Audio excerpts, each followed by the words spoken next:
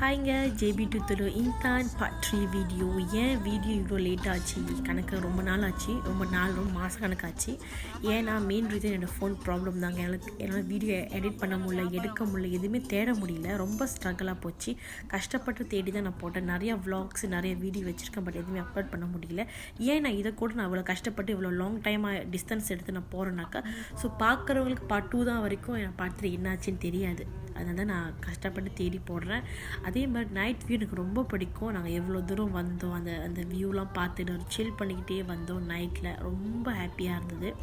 அதை தான் அவங்க கூட ஷேர் பண்ண நினச்சேன். இதுக்கப்புறம் வீடியோ ரெகுலராக போடுவேன், நான் ட்ரை பண்ணுறேன், போடுறேன்.